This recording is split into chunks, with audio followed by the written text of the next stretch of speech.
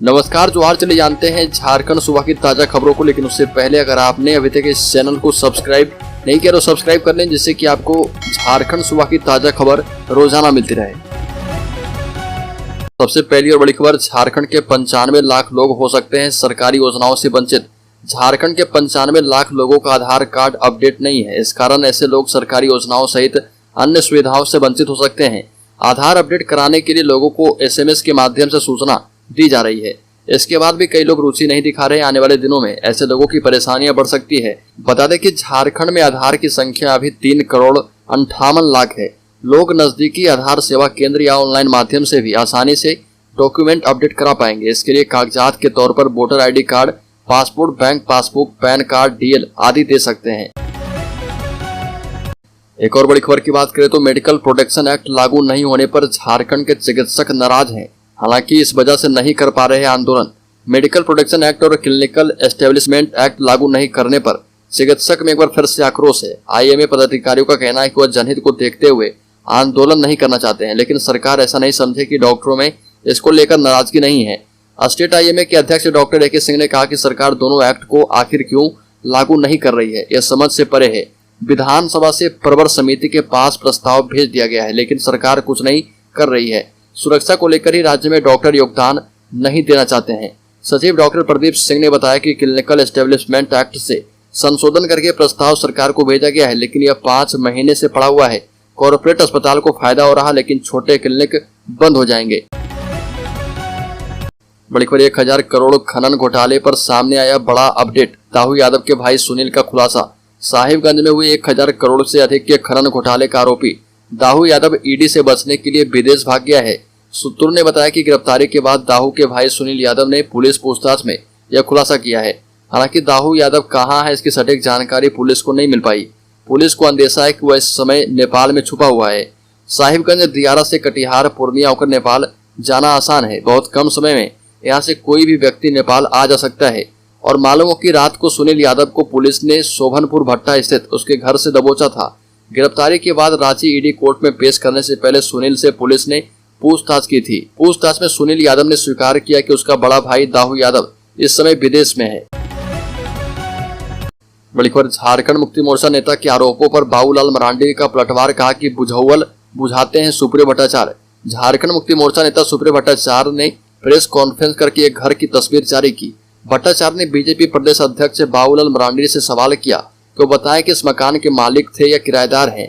बाबूलाल इस घर के बारे में बताएं कि वह किसका था, यह जमीन सरकारी थी या निजी है, यह घर कहाँ है, इसके बारे में नाम, पता और ठिकाना भी बताने का काम करें। झारखंड मुक्ति मोर्चा नेता ने कहा कि बाबूलाल बताएं कि ये लोग साल 2005 में स्थापित Santhal Pargana builders private limited company के तत्कालीन निदेशक थे या नहीं। झारखंड मुक्ति मोर्चा के आरोपों पर बीजेपी प्रदेश अध्यक्ष बाबूलाल मरांडी ने पलटवार किया। मरांडी ने कहा कि मैंने पहले भी कहा और आज भी फिर दोहरा रहा, राज्य में कहीं भी मेरी या किसी और की कोई संदिग्ध जमीन, मकान, प्रॉपर्टी का राज्य सरकार को पता चलता है तो सबसे पहले FIR दर्ज करें, उस प्रॉपर्टी को जब्त करें, दोषियों पर कार्रवाई करें, फिर डंके की चोट पर मीडिया के माध्यम से देश दुनिया के सामने सच उजागर करें। मरांडी ने कहा कि प्रेस कॉन्फ्रेंस करके बुझौल ना बुझाएं। बड़ी खबर, झारखंड की हेमंत सोरेन सरकार ने एक विवादित फैसला लेते हुए हाईकोर्ट के जजों को आजीवन 2 सेवा कर्मी उपलब्ध कराने का निर्णय किया। इससे संबंधित प्रस्ताव को झारखंड सरकार की कैबिनेट ने पास कर राजभवन मंजूरी के लिए भेज दिया है। हालांकि यह पहली बार नहीं है। हाईकोर्ट में जजों को आजीवन सेवा कर्मी देने का प्रस्ताव पहले भी भेजा गया था, जब वर्तमान में राष्ट्रपति द्रौपदी मुर्मू झारखंड की राज्यपाल थी। तब तत्कालीन राज्यपाल ने इस प्रस्ताव पर आपत्ति जताई थी। बड़ी खबर, बीजेपी को संथाल अलग होने का सता रहा डर। बता दें कि धनबाद में एयरपोर्ट की मांग लगातार हो रही। 3 बार सांसद रहे PN सिंह एयरपोर्ट को लेकर जो बयान देते हैं उनमें वो संथाल की वकालत करते नजर आते हैं। साथ ही कहा कि संथाल में अलग राज्य की मांग न उठे, इसलिए देवघर में एम्स और एयरपोर्ट की स्थापना की गई है। कोयलांचल में एयरपोर्ट की मांग बरसों से चली आ रही है। देवघर को एयरपोर्ट मिल गया, लेकिन धनबाद अब भी एयरपोर्ट से अछूता है। लगातार 3 बार सांसद रहे PN सिंह एयरपोर्ट को लेकर अपने बयान में एक तरफ संथाल की वकालत करते नजर आते हैं, दूसरी तरफ संथाल में अलग राज्य की मांग उठने का डर सताता हुआ नजर आता है। ऐसा लगता है कि जैसे पहले बिहार से अलग झारखंड राज्य बना और अब कहीं झारखंड के बाद संथाल परगना अलग राज्य की मांग न उठने लगे। बड़ी खबर, झारखंड के 2 शिक्षकों को मिलेगा राष्ट्रीय शिक्षक पुरस्कार। सबसे ज्यादा बिहार और आंध्र प्रदेश के शिक्षकों को मिलेगा राष्ट्रीय शिक्षक पुरस्कार। झारखंड के 2 शिक्षकों का चयन राष्ट्रीय शिक्षक पुरस्कार के लिए हो चुका है। दोनों चयनित शिक्षकों को शिक्षक दिवस पर 5 सितंबर को नई दिल्ली स्थित विज्ञान भवन में होने वाले समारोह में राष्ट्रपति के हाथों पुरस्कृत किया जाएगा। राष्ट्रीय शिक्षक पुरस्कार के लिए चयनित झारखंड के 2 शिक्षकों में से एक चतरा के MS दीवान खाना के मोहम्मद एजाजुल हक और सैनिक स्कूल तिलैया के मनोरंजन पाठक हैं। हक का चयन झारखंड राज्य की तरफ से, जबकि मनोरंजन का चयन सैनिक स्कूल कोटे से हुआ है। वहीं बिहार से भी 3 शिक्षकों का चयन राष्ट्रीय शिक्षक पुरस्कार के लिए हुआ। बड़ी खबर, झारखंड में हर दिन हत्या और दुष्कर्म की 6 घटनाएं हो रही है। पिछले 6 महीने के दौरान राज्य की अलग अलग जिलों में हत्या के 1082 और दुष्कर्म के 1149 मामले दर्ज किए गए, जिनमें कुल 667 मामले में ही झारखंड पुलिस के द्वारा फाइनल रिपोर्ट और चार्जशीट किया गया है। हत्या और दुष्कर्म के 1564 मामले अभी भी अनुसंधान के लिए लंबित पड़े हुए हैं। बड़ी खबर, गुमला शहर में 1 करोड़ 20 लाख लीटर पानी की है आवश्यकता, मिल रहा 40 लाख लीटर। शहर को जितना सप्लाई पानी की आवश्यकता है उतना पानी सप्लाई नहीं की जा रही है। पानी सप्लाई की पड़ताल की गई, जिसमें पाया गया कि करमडीपा स्थित वाटर प्लांट की क्षमता 12 MLD मिलियन लीटर की है, परंतु प्रतिदिन मात्र 4 या 4.5 मिलियन लीटर की पानी की सप्लाई होती है। यानी कि गुमला शहर को प्रतिदिन 1 करोड़ 20 लाख लीटर पानी की सप्लाई करनी होती है, जिसमें मात्र 40 से 45 लाख लीटर पानी की सप्लाई की जा रही है। गुमला शहर के पालकोट रोड में एक जलमीनार बननी थी, परंतु जमीन नहीं मिलने से अब तक जलमीनार नहीं बन पाई है। साथ ही गुमला शहर के अधिकांश मोहल्लों में घर घर जलापूर्ति के लिए पाइप बिछाया गया है, परंतु उस पाइप से पानी की सप्लाई चालू नहीं की गई है। बड़ी खबर, झारखंड के 400 अभ्यर्थियों को मिला नियुक्ति पत्र, केंद्र सरकार के इन विभागों में देंगे सेवा। प्रधानमंत्री मोदी ने रोजगार मेले के तहत विभिन्न सरकारी विभागों में चयनित अभ्यर्थियों को नियुक्ति पत्र सौंपे। इसमें झारखंड के 400 लोग भी शामिल थे। बता दें कि इस रोजगार मेले के तहत केंद्रीय मंत्रालय, केंद्रीय रिजर्व पुलिस बल, सीमा सुरक्षा बल, सशस्त्र सीमा बल, असम राइफल, केंद्रीय औद्योगिक सुरक्षा बल, भारत तिब्बत सीमा पुलिस और नारकोटिक्स कंट्रोल ब्यूरो NCB के साथ साथ दिल्ली पुलिस में कर्मियों की भर्ती की जा रही है। ये मेला देश के 45 जगहों पर आयोजित किया गया है। झारखंड में यह समारोह राजधानी रांची के CPRPF कैंप में संपन्न किया गया, जिसमें अर्जुन मुंडा भी शामिल थे। बड़ी खबर, धनबाद में होगा त्राहिमाम, मैथन और पंचेत का जलस्तर घटा। तोपचाची झील में बचा सिर्फ 100 दिन का पानी। मानसून की बेरुखी का असर जिले के तीनों डैम पर पड़ा है। पिछले साल की तुलना में तीनों डैम में जलस्तर 12 से 14 फीट कम है। बारिश की बेरुखी ऐसी ही रही तो आने वाले समय में जिले में लगभग 5 लाख की आबादी को गंभीर पेयजल संकट का सामना करना पड़ सकता है। बता दें कि इस साल धनबाद जिले में 1 जून से लेकर अब तक 472 mm बारिश रिकॉर्ड की गई, जबकि यहाँ सामान्य वर्षा 791 mm होनी चाहिए थी। इस हिसाब से धनबाद जिले में इस साल जून से अब तक लगभग 40% कम बारिश हुई है।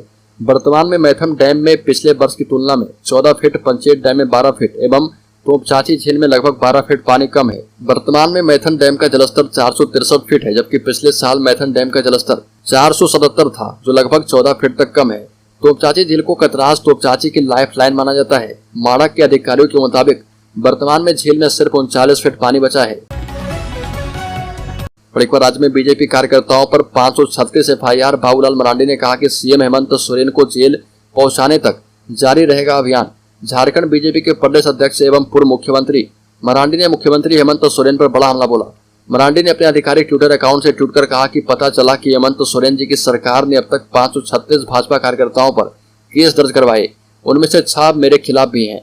मरांडी ने आगे कहा कि अब तक राज्य में अलग अलग जगहों पर करीब 5 पत्रकारों को भी केस और पुलिस प्रताड़ना का सामना करना पड़ा। इसके अलावा सैकड़ों आम नागरिक हैं जिन्हें झारखंड मुक्ति मोर्चा सरकार के खिलाफ आवाज उठाने पर फंसाया गया। पुलिस के डंडों से आम जनता की आवाज नहीं दबेगी। जितना जोर लगाना है लगा ले, हेमंत जी को अठवार जेल पहुंचाने तक पोल खोल अभियान जारी रहेगा। बाबूलाल मरांडी ने अपने ट्विटर अकाउंट से ये पोस्ट किया।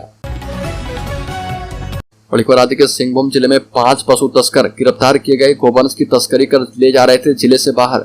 झारखंड के पूर्वी सिंहभूम जिले से ओडिशा के एक व्यक्ति सहित 5 लोगों को पशु तस्करी में शामिल होने के आरोप में गिरफ्तार किया गया। एक वरिष्ठ पुलिस अधिकारी ने यह जानकारी दी। अधिकारी ने बताया कि घाटशिला मंडल के गोराबंद थाने के पुलिस दल ने एक गुप्त सूचना पर कार्रवाई करते हुए 5 आरोपियों को 24 गोवंश के साथ पकड़ा, जिन्हें तस्करी कर जिले से बाहर ले जाया जा रहा था। गोराबंद थाने के प्रभारी अधिकारी परवेज आलम ने बताया कि गोवंश ओडिशा से खरीदे गए थे और उन्हें पश्चिम बंगाल के एक बाजार में बेचने के लिए ले जाया जा रहा था। बड़ी खबर, झारखंड CID की स्पेशल सेल ने की कार्रवाई। 1 करोड़ से अधिक की ठगी के मामले में 2 साइबर अपराधी गिरफ्तार। झारखंड CID की टीम ने 2 साइबर अपराधियों को गिरफ्तार किया है। दोनों साइबर अपराधियों ने मिलकर 1 करोड़ रुपए से अधिक की ठगी की थी। गिरफ्तार साइबर अपराधियों में जितेंद्र कुमार और हर्षवर्धन चौबे शामिल है। गिरफ्तार दोनों साइबर अपराधी बिहार के रहने वाले हैं। दरअसल सीआईडी को जानकारी मिली थी कि दोनों अलग अलग मामलों में दोनों साइबर अपराधियों ने मिलकर 1 करोड़ से अधिक की साइबर ठगी की है। दोनों साइबर अपराधियों को गिरफ्तार करने के बाद सीआईडी की टीम पूछताछ में जुट गई है। गृह मंत्रालय, आर्थिक इकाई और बिहार पुलिस की मदद से सीआईडी ने दोनों साइबर अपराधियों को गिरफ्तार किया है। बड़ी खबर, बीजेपी के खिलाफ विपक्षी दलों के महाजुटान में शामिल होंगे मुख्यमंत्री हेमंत सोरेन।